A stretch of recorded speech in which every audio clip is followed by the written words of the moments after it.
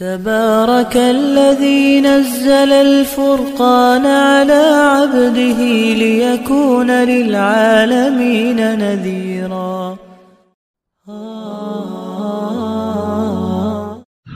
الحمد لله نحمده ونستعينه ونستغفره ونؤمن به ونتوكل عليه ونعوذ بالله من شرور أنفسنا ومن سيئات أعمالنا من يهده الله فلا مضل له ومن يضلله فلا هادي له ونشهد أن لا إله إلا الله وحده لا شريك له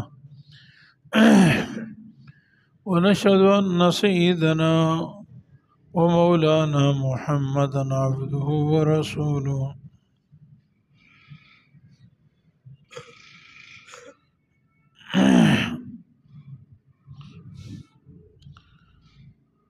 أرسله بالحق بشيرا ونذيرا وداعيا إلى الله بإذنه وسراجا منيرا. أما بعد فأعوذ بالله من الشيطان الرجيم. بسم الله الرحمن الرحيم.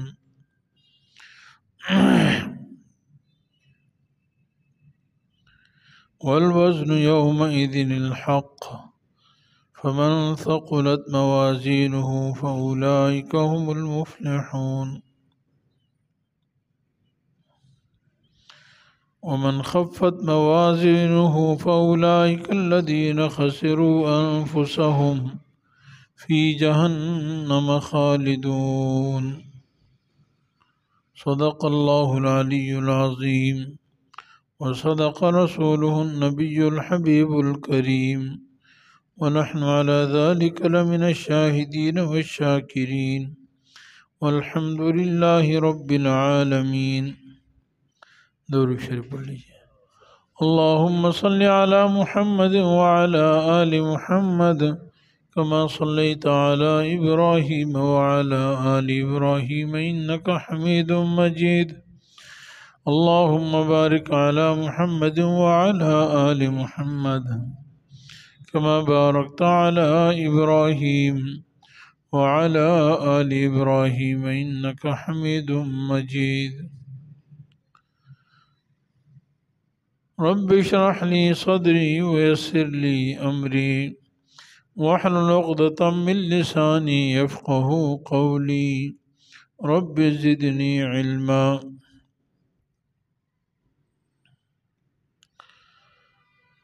سب تعریفیں اللہ جل جلالہ کے لیے ہیں.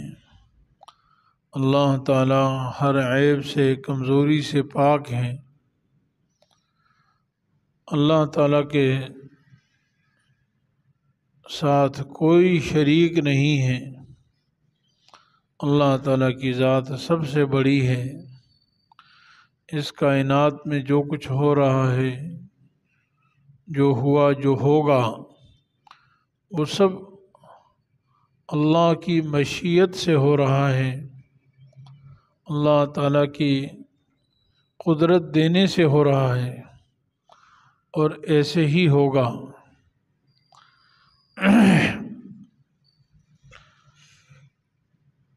بیدہ الملک وہو علی کل شیء قدیر. ساری حکومت اسی کے ہاتھ میں ہے اور وہ ہر چیز پر قادر ہے. خیر اور شر سب اس کے قبضے میں ہے. میرے عزیز دوستوں اور بھائیوں، اللہ تعالیٰ نے ہمیں بہترین زندگی عطا فرمائی ہے اور اس زندگی کا مقصد یہ ہے کہ میں اور آپ اس زندگی میں آخرت کی تیاری کر لیں اور قیامت کے دن ہم کامیاب ہو جائیں.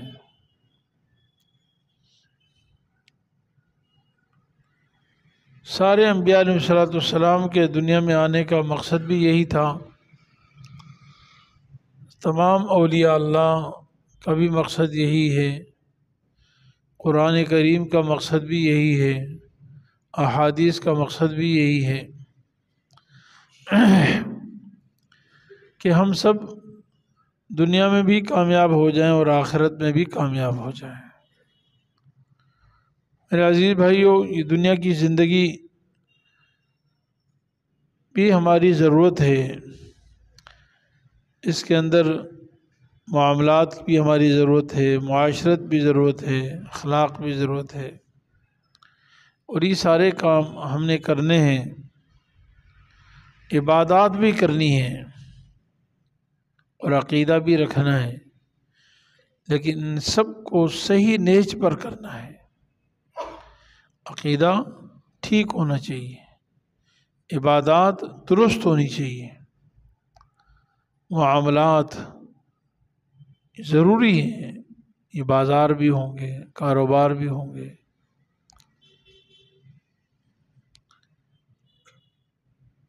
ملازمت بھی ہوگی، زراعت بھی ہوگی، تجارت، سب کچھ ہوگا، ان کو صحیح کرنا ہے۔ اخلاق بھی ضروری ہیں، سیاست کی بھی ضرورت ہے، حکومت کی بھی ضرورت ہے، عدل و انصاف کی بھی ضرورت ہے، انفرادی زندگی بھی ہماری ضرورت ہے، اجتماعی زندگی بھی ہماری ضرورت ہے، شخصی زندگی، گھریلو زندگی، شہری زندگی، پھر ملکی سطح پر زندگی، یہ سب ہماری ضروریات ہیں۔ لیکن یہ سارے کام ہمارے ٹھیک ہوں اور ہم قیامت کے دن کامیاب ہو جائیں،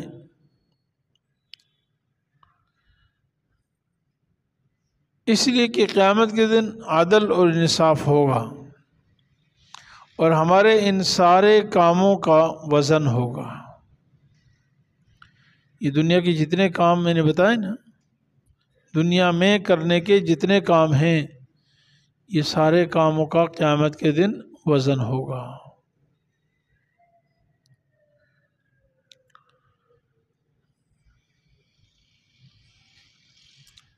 امام بخاری رحمۃ اللہ علیہ بہت بڑے محدث ہیں۔ قرآن کریم تو اللہ کا کلام ہے، اللہ کے کلام کے بعد اس کائنات میں سب سے افضل ترین کتاب بخاری ہے، مسلم شریف ہے۔ تو امام بخاری رحمۃ اللہ علیہ نے بھی سب سے آخری حدیث جو لائے ہیں وہ وزن اعمال کی ہے، جس میں یہ بتایا ہے کہ میں نے ساری زندگی جو احادیث کو جمع کیا ہے، یہ جو کام کیا ہے، ان میں اگر وزن ہوگا تو میں کامیاب ہوں گا، اگر ان میں وزن نہیں ہے تو ناکام ہے۔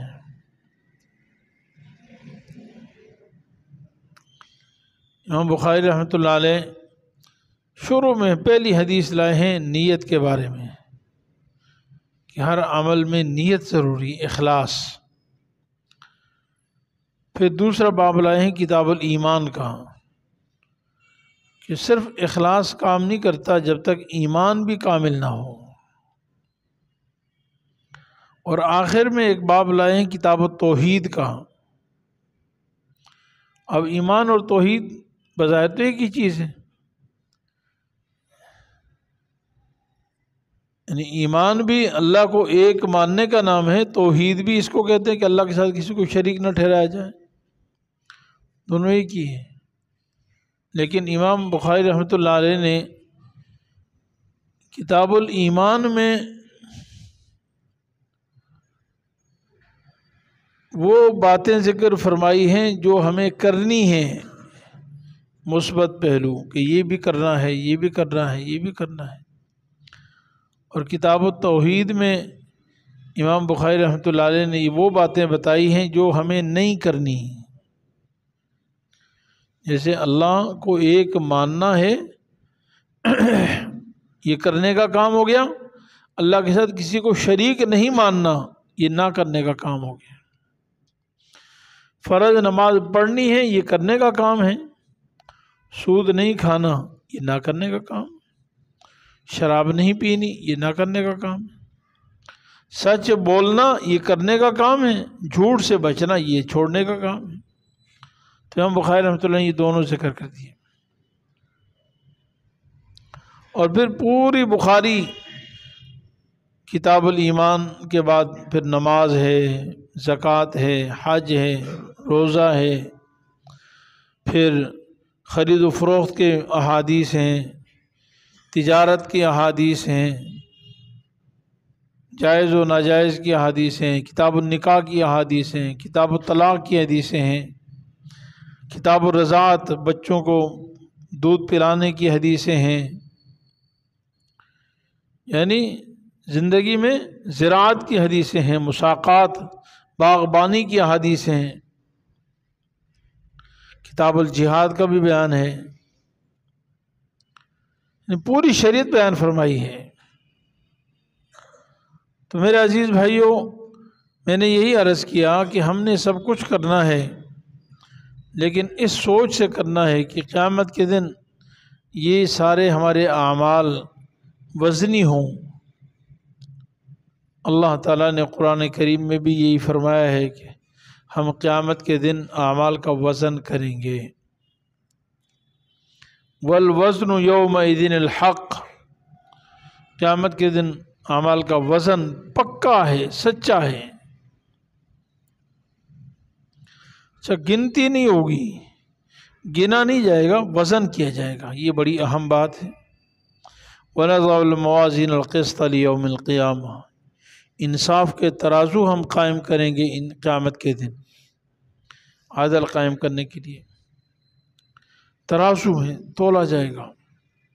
ایک زمانہ وہ تھا، ایک فرقہ گزرا ہے، ہر زمانے میں نئے نئے فرقے ہوتے ہیں، فتنے پھیلانے والے، اور لوگوں کی عقلوں سے وہ کھیلتے ہیں، دین کا مذاق اڑاتے ہیں، دین میں لوگوں کے ذہنوں میں وسوسے ڈالتے ہیں، اور یہ قرآن کریم سے ثابت ہے۔ 17ویں پارے میں اللہ تعالیٰ فرماتے ہیں وَمَا أَرْسَلْنَا مِن قَبْلِكَ مِن رَّسُولٍ وَلَا نَبِيٍّ إِلَّا إِذَا تَمَنَّىٰ أَلْقَى الشَّيْطَانُ فِي أُمْنِيَّتِهِ فَيَنسَخُ اللَّهُ مَا يُلْقِي الشَّيْطَانُ ثُمَّ يُحْكِمُ اللَّهُ آيَاتِهِ وَاللَّهُ عَلِيمٌ حَكِيمٌ۔ جتنے بھی انبیاء ہیں جب وہ بیان کرتے نا، دین بیان کرتے، وحی بیان کرتے، حدیث بیان کرتے، شریعت بیان کرتے، تو لوگ اس میں وسوسے ڈالتے تھے، کیڑے مکوڑے نکالنا، باتوں میں بات سے بات نکالنا کہ یہ کیسے ہوگا، یہ کیسے ہوگا، یہ کیسی بات کر رہے ہیں۔ تو اس لیے قرآن نے جب کہا کہ اعمال میں وزن ہوگا تو ایک فرقہ پورا بن گیا، بہت بڑا فرقہ معتزلہ کا کہلاتا ہے، الگ ہو گیا۔ نمازیں بھی پڑھتے تھے، بڑے بڑے ان میں علماء بھی تھے، بڑے سمجھدار جی شعور، اور وہ کہنے لگے کیا تمہارا دماغ کام کرتا ہے؟ یہ جو قرآن کہہ رہا ہے وزن ہوگا، میں یہ بات کر رہا ہوں، بات کی ختم ہو گئی، اس کا وزن کیسے ہوگا؟ میں نے کلمہ پڑھا سبحان اللہ والحمد للہ ولا الہ الا اللہ واللہ اکبر، ختم ہو گیا۔ اب اس کو کس طرح میں لا کے اس کو ترازو میں رکھوں گا؟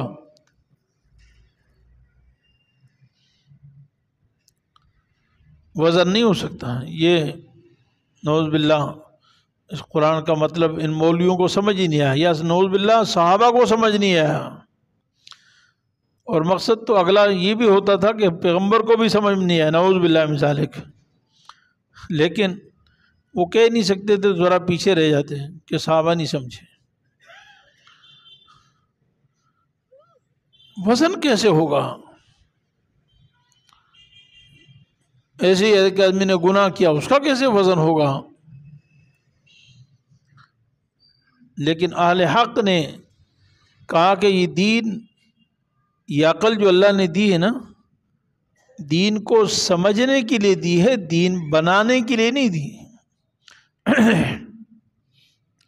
یعنی جو بات اللہ اور اس کے رسول بتائیں بس اس کو سمجھ لینا ہے کہ یہ بتایا ہے، بس اس پہ عمل کرنا ہے، اب میری عقل میں آئے یا نہ آئے۔ قرآن کریم میں قیامت کے دن انسان کی کھال بھی گواہی دے گی، یہ کھالنے کی وہی تھی. الیوم نختم علی افواہہم وتکلمنا ایدیہم، ہاتھ باتیں کریں گے، یہ ہاتھ بات کریں گے. یوم تشہد علیہم السنتہم، ان کے خلاف گواہی یہ زبان دے گی. اب زبان میں بول رہا ہوں نا، اس وقت زبان خود بولے گی، ہاتھ بولیں گے.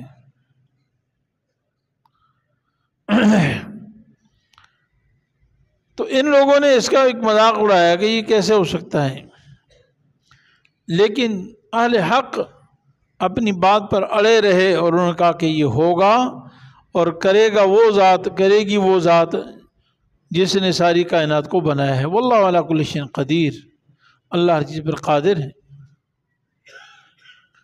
اور آج لوگوں نے قیامت سے پہلے ہی دنیا میں ہی دیکھ لیا کہ ہر چیز کا وزن ہوتا ہے. یہ جو میں بات کر رہا ہوں اس بات کا بھی وزن ہو جاتا ہے. میری بات کتنی سختی سے ہے، کتنی نرمی سے ہے، اس میں کتنی نزاکت ہے، لطافت ہے، سب وزن ہو رہا ہے. حرارت، برودت، رطوبت، یبوست، بخار، سردی، گرمی، ہر چیز کا ٹمپریچر، فضا میں کتنا سب چیزوں کا وزن ہو رہا بھائی. اب ہم کرنا شروع کر دیا تو اب سمجھ میں آ گیا.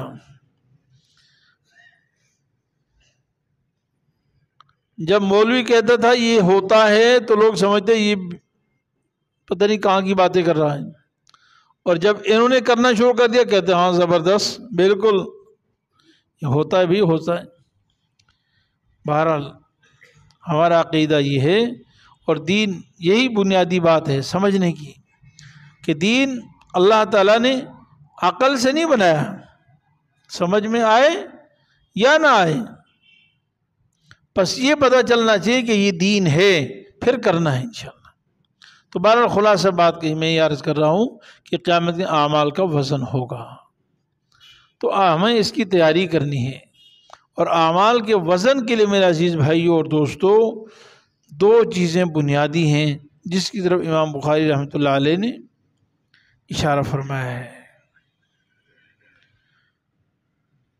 عقیدہ تو ایسا ہے کہ اس کے بغیر تو عمل ہی نہیں ہے. جس کا عقیدہ ٹھیک نہیں ہے نا، مطلب ایمان نہیں ہے، اس کے لیے قرآن کریم میں اللہ تعالیٰ فرماتے ہیں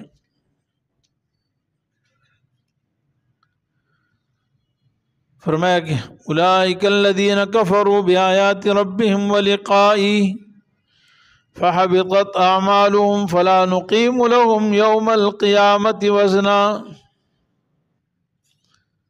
جنہوں نے اپنے رب کا انکار کیا اور اس سے ملنے کی امید نہیں ہے، یقین نہیں ہے، یعنی وہ کہتے ہیں کوئی آخرت نہیں ہے، کوئی پرصراط نہیں، کوئی وزن اعمال نہیں، کوئی جنت اور جہنم نہیں. ان ہی الا حیاتنا الدنیا نموت ونحیا، بس ہماری یہی دنیا کی زندگی ہے، یہی ہم جیتے ہیں اور مرتے ہیں. بلکہ وہ کہنا یہ چاہتے کہ نموت پہلے مرنے کا ذکر ہے، لیکن پہلے تو جیتا ہے بعد میں مرتا ہے نا. بھائی یہ دنیا میں ہم زندہ ہوئے اور پھر مر گئے، بس ختم. فرمایا کہ جب اس کی امید نہ ہو نا تو ان کے لیے اللہ تعالیٰ نے فرمایا فلا نقیم لہم یوم القیامت وزنا، قیامت کے دن ہم ان کے لیے تو وزن قائم ہی نہیں کریں گے. یعنی کافر کا وزن نہیں ہوگا، کافروں کے اعمال کا وزن نہیں ہوگا. وَقَدِمُوا إِلَى مَا عَمِلُوا وَقَدِمْنَا إِلَى مَا عَمِلُوا مِنْ عَمَلٍ فَجَعَلْنَاهُ هَبَاءً مَنْثُورًا. انہوں نے جو کچھ عمل کیے وہ تو ہم اڑتا ہوا غبار بنا دیں گے، وہ تو بیکار ہے. تو مومن کے عمل کا وزن ہوگا، کافر کے عمل کا وزن نہیں ہوگا. فلا نقیم لہم یوم القیامۃ وزنا، تو عمل ہے ہی نہیں، نیکی آخرت کے لیے ایک بھی نہیں. آخرت میں نیکی کے لیے ایمان شرط ہے. تو سب سے بنیادی چیز میرے عزیز بھائیوں ایمان ہے۔ اس لیے ہمیشہ ٹٹولیں، جہاں ذرا پر شک شبہ وہم ہو نا چھوڑ دیں کام، تعویلیں شاویلیں چھوڑ دیں، بس ایک اللہ سے مانگیں، اسی کو خالق سمجھیں، اسی کو مالک سمجھیں۔ آج بہت سارے ایسے فرقے ہیں جو بیکار کی باتیں کرتے ہیں، اس سے مانگو اس سے مانگو، جب پھنس جاتے ہیں قرآن و حدیث کے، ہم کہتے ہیں نہیں، حقیقتاً تو اللہ ہی کرتا ہے، اللہ کی عطا سے یہ کرتے ہیں، تو جو اللہ اس کو عطا کرے گا وہ اللہ مجھے نہیں عطا کر سکتا، اس اللہ سے ہی کریں بھائی، اللہ سے ہی مانگیں۔ ہمیں نبی کریم صلی اللہ علیہ وسلم نے شریعت نے یہی بتایا، وہی مشکل کشا، وہی حاجت روا۔ پہلے نمبر پر ایمان ہے، اعمال میں وزن کے لیے ایمان شرط ہے، ورنہ ایمان نہیں ہوگا تو وزن ہی نہیں ہوگا۔ دوسری شرط اخلاص ہے، عمل میں وزن تب ہوگا جب اخلاص سے ہوگا۔ اگر کوئی بھی عمل بڑا سے بڑا ہو لیکن اس میں اخلاص نہ ہو تو اس کا کوئی وزن نہیں ہوگا۔ ریاکاری، دکھلاوے، خود پسندی کو شریعت میں شرک یسیر کہا ہے، یعنی چھوٹا شرک ہے، وہ کہ شرک ہے۔ اور فرمایا کہ جو شخص کوئی عمل میرے لیے اور میرے ساتھ کسی اور کے لیے کرے، یعنی شرک، وہ حقیقی شرک نہیں جس سے کافر ہو جاتا ہے، مطلب دکھلاوا مقصد ہے، فلانے کی نظر میں اچھا ہو جاؤں، لوگ مجھے اچھا سمجھیں، لوگ مجھے فلاں جو ہے لقب دیں، القابات سے نوازیں، اس کے لیے کر رہا ہے، تو اس کا عمل میں وزن نہیں ہوگا۔ رسول اللہ صلی اللہ علیہ وسلم نے فرمایا کہ اللہ تعالیٰ فرماتے ہیں وہ عمل میں اپنے شریک کے لیے چھوڑ دیتا ہوں۔ جو شخص کوئی عمل کرتا ہے میرے لیے اور ساتھ میں کسی اور کو دکھانے کے لیے، کسی اور کی خوشنودی اور رضا کے لیے، فرمایا میں سارے شریکوں سے بے نیاز ہوں، مجھے کسی شریک کی، پارٹنر کی ضرورت نہیں ہے۔ وَلَمْ يَكُنْ لَهُ شَرِيكٌ فِي الْأَمْرِ، شراکت تو مجبوراً کرتا ہے نا انسان، اکیلا کی کام نہیں چلا سکتا، تو آدمی کہتا ہے کمپنی بنا لو بھائی، شراکت کر لو۔ اللہ کہتا ہے مجھے کسی شریک کی ضرورت نہیں ہے، اس لیے پھر میں وہ سارا شریک کو ہی دے دیتا ہوں، بھائی تیرا ہو گیا، مجھے ضرورت نہیں، اس کا وزن نہیں ہوگا۔ بلکہ اللہ تعالیٰ فرماتے ہیں کہ جو شخص دنیا میں شہرت چاہتا ہے، من سمعہ اللہ، جو یہ چاہتا ہے کہ مجھے شہرت مل جائے، اللہ تعالیٰ کہتے ہیں میں اس کو شہرت دے دوں گا، یعنی اس کو ذلیل کر دوں گا۔ اچھائی میں شہرت چاہتا ہے، اس کو ذلت میں شہرت دے دے گا۔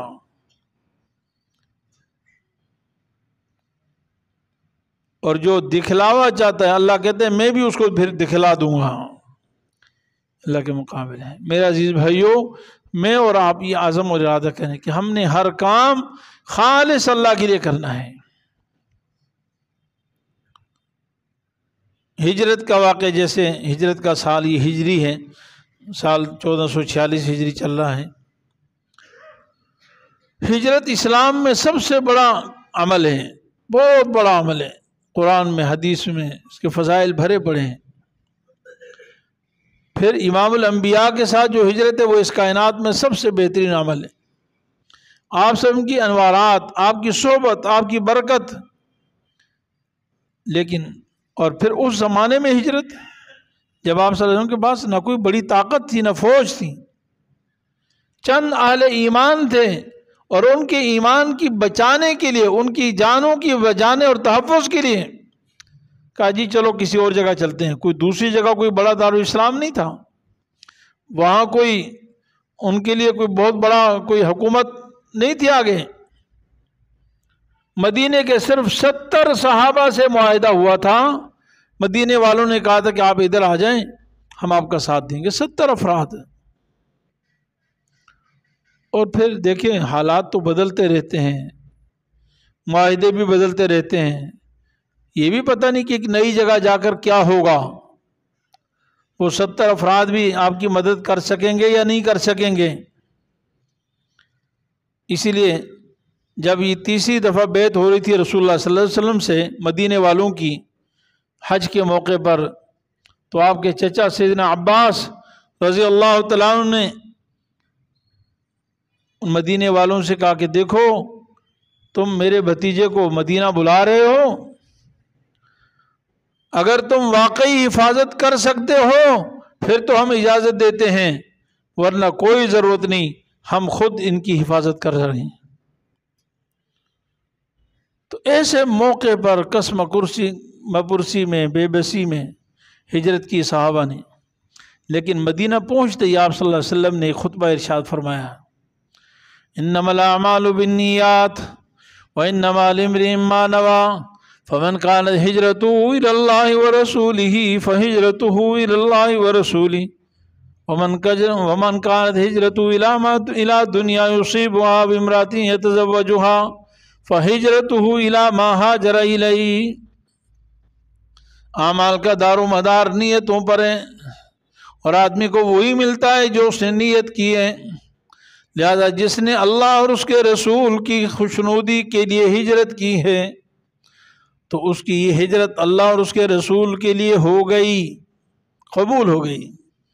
لیکن جس شخص نے ہجرت کی کوئی دنیا کی حصول کے لیے مکہ سے مدینہ آیا، موقع پر تو آپ سے کے ساتھ آیا، لیکن مقصد یہ تھا کہ وہاں جا کر کوئی کاروبار، بزنس، تجارت، کوئی اور مقصد تھا، یا کسی عورت سے شادی کرنا مطلوب تھا، فرمایا اس کی ہجرت اسی کے لیے ہوگی، اس کی ہجرت اللہ اور اس کے رسول کے لیے نہیں ہوگی۔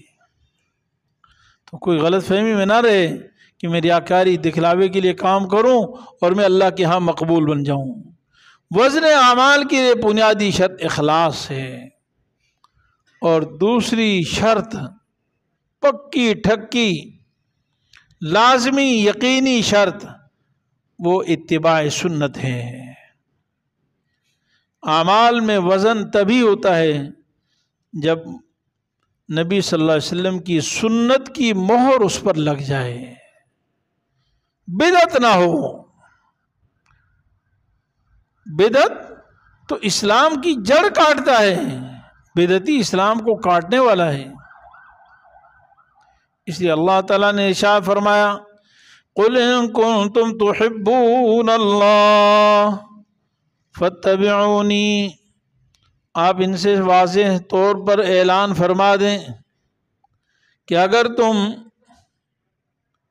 اللہ سے محبت کرنا چاہتے ہو،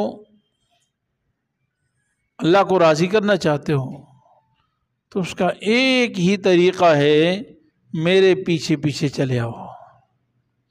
فَاتَّبِعُونِی، اے محبوب دو عالم صلی اللہ علیہ وسلم، آپ ان کو بتا دیجئے کہ پھر میرے پیچھے پیچھے چلے آؤ۔ فَاتَّبِعُونِی،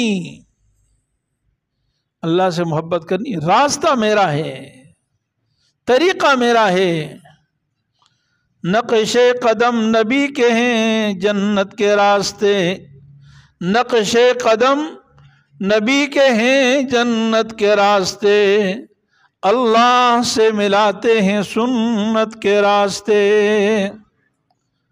آپ سنت پر چلیں گے تو اللہ سے ملاقات ہوگی۔ تو وزن اعمال قیامت کے دن میں بھی چاہتا ہوں کہ میرے بھی اعمال میں وزن ہو، آپ بھی چاہتے ہیں میرے اعمال میں بھی وزن ہو۔ میرے عزیز بھائیو، پہلے نمبر پر ایمان میں ذرہ بھر بھی شرک کی ملاوٹ نہ ہو، ورنہ تو وزن ہی نہیں ہوگا۔ نمبر 2، اخلاص، جو عمل بھی کریں اس میں اخلاص ہو، اللہ کو راضی کرنے کے لیے کر رہا ہوں۔ کاروبار بھی دکھلانے کے لیے، دکھلاوے کے لیے نہ کریں، اللہ کو راضی کرنے کے لیے، ہر کام اللہ کو راضی کرنے کے لیے، نکاح اللہ کو راضی کرنے کے لیے، والدین کے ساتھ حسن سلوک اللہ کو راضی کرنے کے لیے، بچوں کے حقوق، ان سے پیار محبت، ان کے ساتھ سیر و تفریح، جو بھی کر رہا ہے بس اللہ میرے راضی ہو جائیں۔ بس مد نظر یہی ہے کہ بس صرف میرے اللہ راضی ہو جائیں۔ اور تیسری چیز سنت کے مطابق ہو، بدعت نہ ہو، تو انشاءاللہ قیامت کے دن اعمال میں وزن بہت بھاری ہوگا۔ ان چیزوں سے عمل وزنی ہوتا ہے، ترازو میں وزن پیدا ہوتا ہے۔ اللہ تعالیٰ اپنے فضل و کرم سے ہمیں دنیا اور آخرت کی کامیابی نصیب فرمائے، ہر قسم کے شرک اور کفر سے بچائے، اخلاص نصیب فرمائے، اور اللہ رب العالمین اپنے فضل سے اتباع سنت میں زندگی گزارنے کی، کٹ مرنے کی توفیق عطا فرمائے۔ وآخر دعوانا الحمدللہ رب العالمین۔ مفتی صاحب کے YouTube چینل کو سبسکرائب کیجئے اور ان کے تازہ بیانات کے ذریعے اپنی علمی، اصلاحی اور فکری آبیاری کرتے رہیے۔ جزاکم اللہ۔